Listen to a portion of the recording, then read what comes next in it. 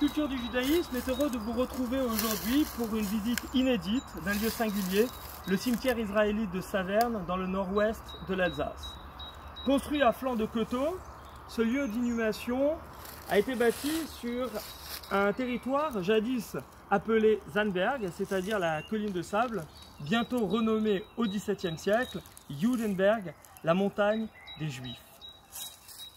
Si la majorité des sépultures sont relativement simples, construites en grès rose des Vosges, ce qui n'apparaît pas nécessairement aujourd'hui en raison de la présence de végétation sur une majorité de stèles, eh bien certaines tombes impressionnent par leur dimension et par leur face. On en veut pour preuve la sépulture des époux Mandel, qui donne à voir des éléments assez caractéristiques du judaïsme de ce début du XXe siècle. Le caractère bourgeois se reflète dans un chapeau relativement ornementé, traditionnel des cimetières parisiens, comme le Père-Lachaise. Le caractère juif par les inscriptions en hébreu, mais plus atypique, voire même totalement inédit, la figuration des époux qui se regardent en ronde bosse, ce qui vient en contradiction avec les prescriptions talmudiques, puisque les représentations figuratives sont généralement prohibées dans le judaïsme. Tentons de nous enfoncer un petit peu à l'intérieur du cimetière et de nous acheminer donc finalement dans la forêt, là où il est en grande partie installé.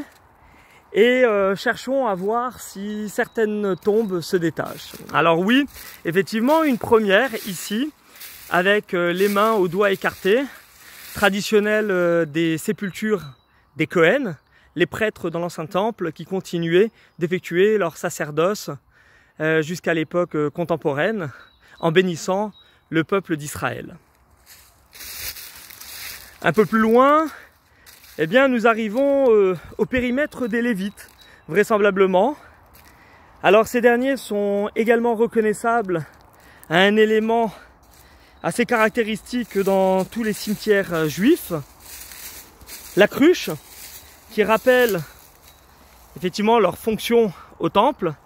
On en trouve un certain nombre côte à côte, ce qui suggère qu'ils ont été rassemblés en un même périmètre.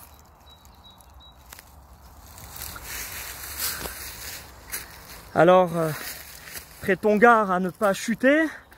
Le sol est meuble, il s'effrite sous nos pieds, ce qui donne à l'occasion des éboulements de terrain, des chutes d'arbres et la disparition de certaines stèles en contrebas directement en direction de la rivière. Le cimetière se prolonge ainsi sur une soixantaine de mètres environ. Il semble être à perte de vue et gagner les tréfonds de cette forêt vosgienne.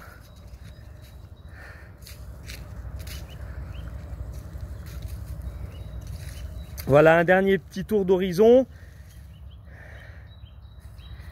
qui nous invite à visiter ces espaces insolites dont regorge l'Alsace.